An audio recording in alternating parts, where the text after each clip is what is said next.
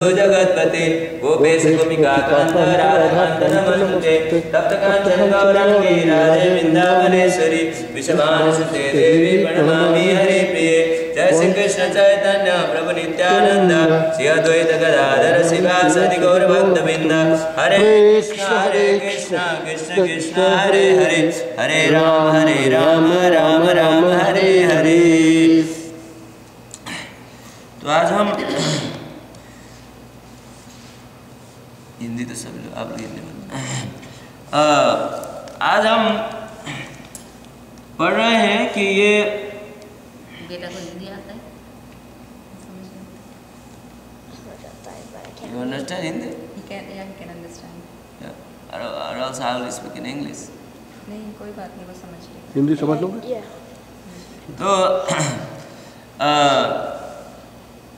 तो ये आज हम क्या पढ़ रहे हैं कि जैसे ब्रह्मा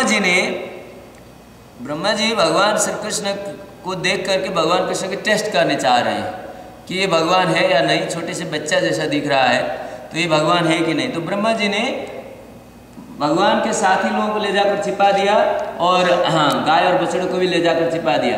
तो कम से कम इस तरह से छिपाए हुए 1 साल हो गए और भगवान ने क्या किया, अपने आप को बछड़े और गाय के रूप में विस्तार कर दिया। खुद ही कृष्ण ही बछड़े और गाय बन गए। तो जब ऐसा हुआ तो 1 साल के बाद जब वो लोग गाय को लेकर के भगवान कृष्ण बैठे हुए थे तो इस समय की प्रसंग अभी चल रहा है कि कैसे गोवर्धन के ऊपर में जो गाय और बछड़े ब्रह्मा जी ने छुपा के रखे थे उन्होंने अभी छोड़ दिया है उनको। तो ये गाय और बछड़े जो भगवान कृष्ण ने खुद अपने आप को जो विस्तार कर गाय और बछड़े बनाए थे उनको बहुत दूर में उन्होंने देखा। तो उन्होंने देखा तो ये गाय अपने बछड़ों को देख करके बहुत उनको ऐसा अट्रैक्शन हो गया। तो ये गोवर्धन के ऊपर से यद्यपि वहाँ पर रास्ता नहीं था, वो घास खा ही रही थी, तो देखा कि उन्होंने एकदम नीचे में गाय और छोटे छोटे बछड़े हैं तो उन्होंने घास खाना बंद कर दिया और बिना रास्ता ही ऐसे दौड़ते दौड़े भागे आ रही है कि जैसे कैसे भागे आ रही है उस चीज़ की वर्णन है आज।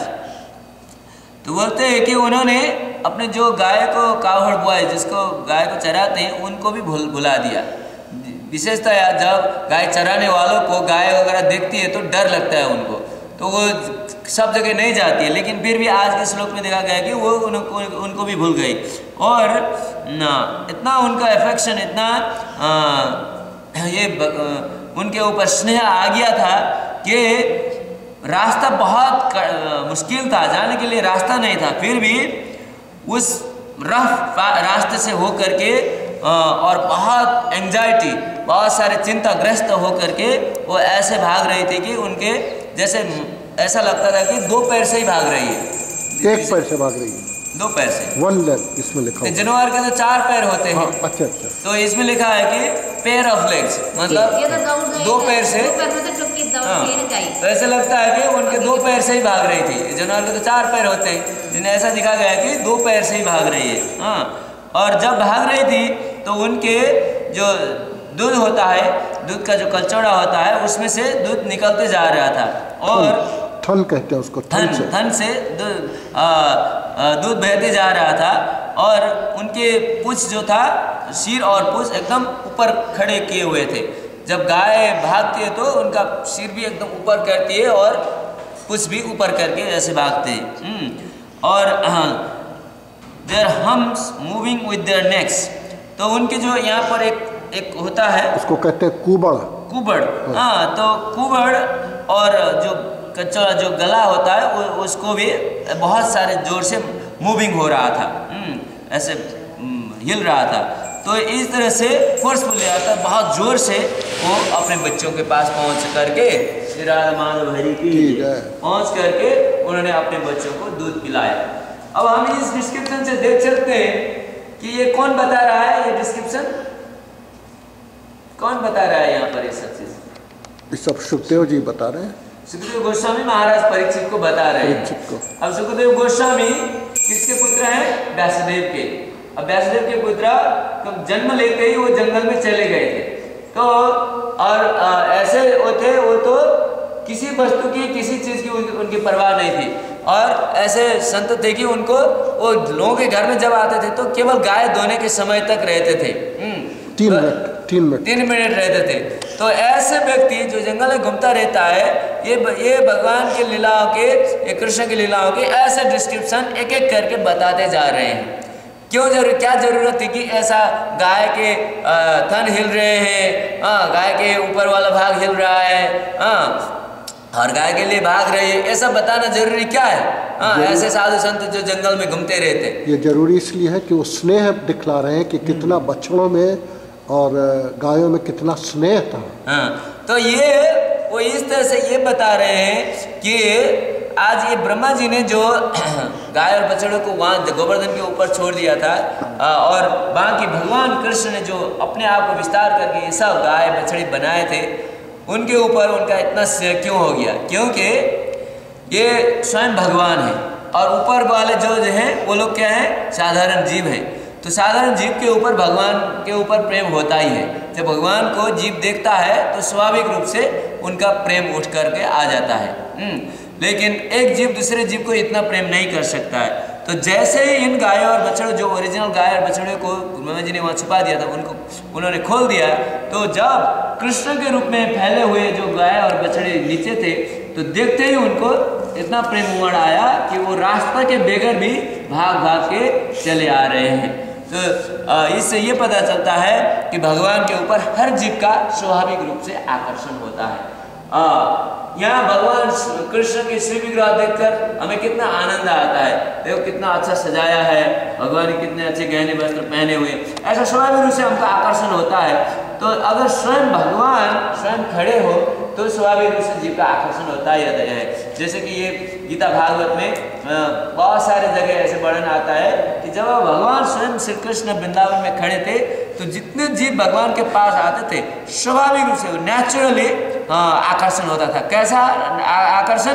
जैसे कि कोई यंग लड़का है और यंग लड़की को देखता है, अभी शादी नहीं हुआ उनका, एकदम सुंदर लड़की है और एकदम सुंदर लड़का है, तो रास्ते में देखते ही उनका कैसा आकर्षण बढ़ जाता है कि हाँ कितनी अच्छी लड़की है, और वो भी सोचे कि कितना अच्छा लड़का है। ये स्वाभाविक रूप से उनका नेचुरल अट्रैक्शन हो जाता है।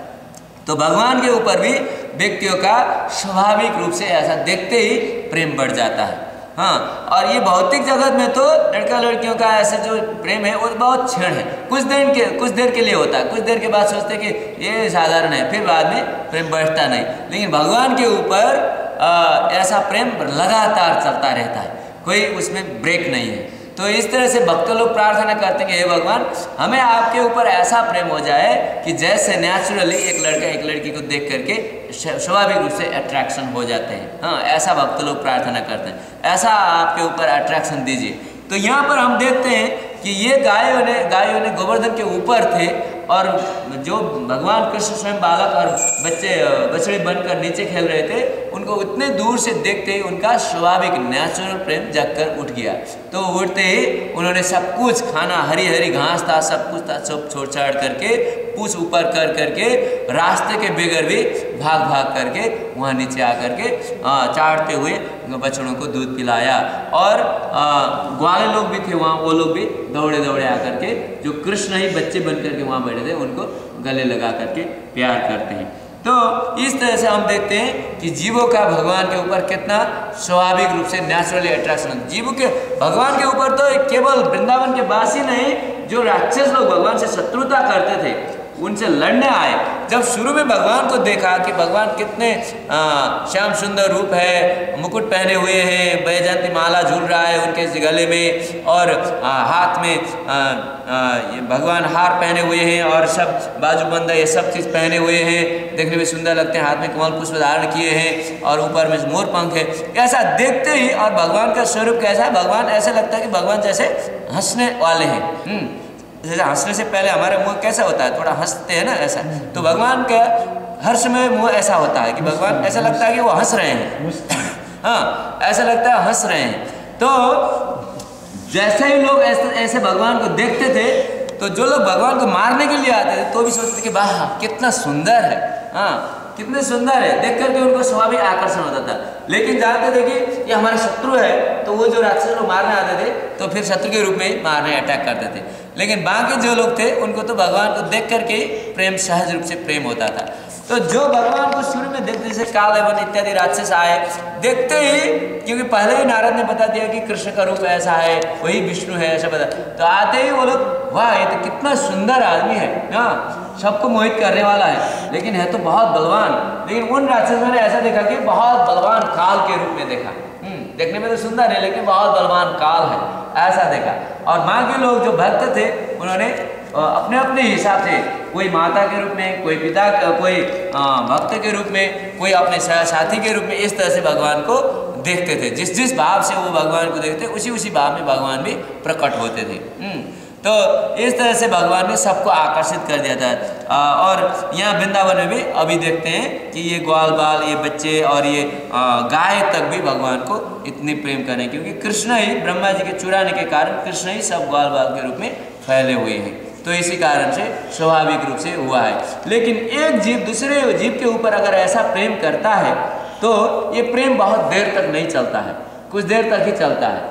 कि जैसे हमने कितने जगह देखा है, इस संसार में तो हर रोज ऐसा होता रहता है कि लव बोलते हैं ना, ये एक्चुअली लव नहीं है, ये लस्ट है। लस्ट के लिए कि तुम मेरे को खुश करो, मैं तुमको खुश करूंगा, ऐसा बोल के अपने इंद्रिय के खुश के लिए हम कुछ देर के लिए लव करते हैं। लेकिन जैसे ही लव में थोड़ा सा बाधा देखते हैं कि वो हमारे इंद्रिय को खुश नहीं कर रहा है और मैं भी उनके इंद्रिय, तो लव में फिर टूट जाता है। लोग कितने डिवोर्स करते हैं, कितना कुछ करते हैं, कितने झगड़ा करते हैं। ये क्या है कि एक जीव दूसरे के ऊपर इतना प्रेम कर नहीं सकता, ये शाश्वत नहीं है।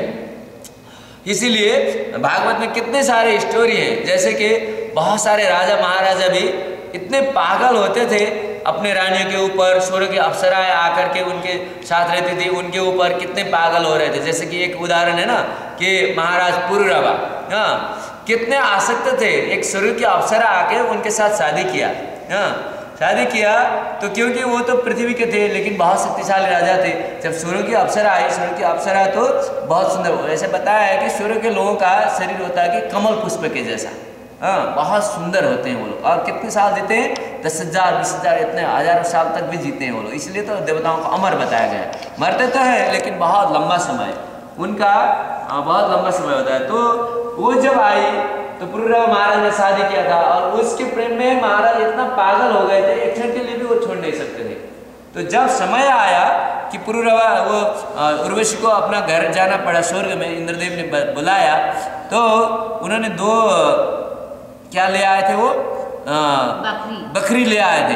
हाँ राजा को बताया था कि इन 2 बकरी का आप रक्षा करना, हाँ बकरी, वो गंधर्व थे, उनको श्राप पड़ा था तो इसी कारण से उनको ले आए थे। राजा को बताया था कि मैं आपके साथ शादी करूंगी, केवल आप इन 2 बकरी को आप ठीक से रक्षा करोगे। तो अगर आप इन बकरी को रक्षा नहीं कर सकोगे तो मैं आपसे चली जाऊंगी। और दूसरी शर्त ये भी थी कि आप हर समय मेरे पास कपड़े पहन करके रहना, क्योंकि स्वर्ग में सब लोग कपड़े पहन करके रहते हैं, ऐसे कभी भी आप नंगा नहीं रह सकते हैं। केवल एकांतवास के समय जब हम रात में सोते हैं तभी आप बिना कपड़े रह सकते हैं, बाकी समय आपको कपड़े पहनना पड़ेगा, ऐसा बताया था। और केवल घी में बनाया हुआ भोजन ही मैं करूँगी, ऐसा बताया, क्योंकि वहाँ के लोग खाली घी में भोजन करते हैं, हम यहाँ पानी में बनाते हैं। हाँ तो ये सब शर्त तेल में बनाते हैं, तेल में पानी में बनाते हैं। तो ये सब शर्त को लेकर के उन्होंने अप्सरा के साथ शादी किया था। लेकिन जब समय आया, उनका पुण्य खत्म हो गया तो इंद्रदेव ने कुछ गंधर्वों को बुला करके उन जो 2 बकरी थी उनको चोरी करने के लिए बता दिया। तो जैसे ही चोरी करके वो ले गए रात में कोई गंधर्व आकर के, तो फिर ये उर्वशी कह रही है कि देखो ये कैसा नपुंसक है, इसने वचन तो दिया था कि इन दोनों उसको बचाऊंगा लेकिन बचा नहीं सका। देखो वो लेकर चोरी करके ले गए।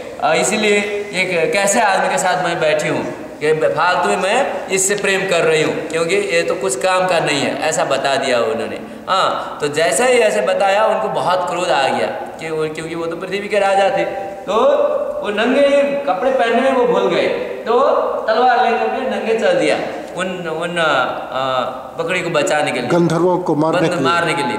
तो जैसे ही वो गंधर्व के पास चले गए तो गंधर्व डर करके भाग तो गए, और राजा ने उन बकरी को तो वापस ले आए, लेकिन वो नग्न थे, कोई कपड़ा पहना नहीं था, भूल गए थे। तो इसके कारण से उनका दूसरा वचन भी टूट गया कि वो नग्न नहीं रहना ऐसा बोला था, तो कोई वस्त्र नहीं था, तो इसलिए दोनों प्रॉमिस ब्रेक हो गया। तो उर्वशी उनको छोड़ करके चली गई। उन्होंने बताया कि अब मेरा जाने का टाइम हो गया क्योंकि आपका प्रॉमिस ब्रेक हो गया। तो वो चली गई। तो बोलते हैं कि महाराज पुरवा इतना आकर्षक थे उसके ऊपर कि वो एक क्षण के लिए भी वो छोड़ नहीं सकते थे। तो बोलते हैं कि मुझे छोड़कर मत जाओ, तुम्हारे बगैर मैं रो नहीं सकूंगा, ऐसा बहुत कुछ बोलते हैं, लेकिन फिर भी वो तो चली जाती है। तो चले जाने के बाद पुरवा महाराज पागल हो जाते हैं, पागल जैसे होते हैं।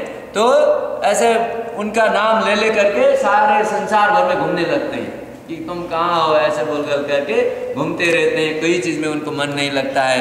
हाँ, तो इस तरह से घूमते घूमते कई लाखों हजारों साल बीत गए। तो फिर उसके बाद फिर एक दिन उन्होंने वो उर्वशी को फिर एक नदी के किनार पर देखा कि वो इतने आसक्त हैं। तो और फिर उसको दया आ गया, तो वो आ करके उन्होंने एक दिन के लिए फिर दर्शन दिया। तो दर्शन दिया तो उन्होंने ये समझाया कि देखो ये मनुष्य संसार में आप इस तरह से स्त्रियों के ऊपर इतना आकर्षण क्यों है आपका, क्योंकि ये शरीर तो मरने वाला है। ऐसा आकर्षण होना जीव के लिए कभी भी अच्छा नहीं। उन्होंने समझाया राजा को कि इस तरह से आकर्षण होने से जीव गर्त में गिरता है, फिर जन्म लेता है।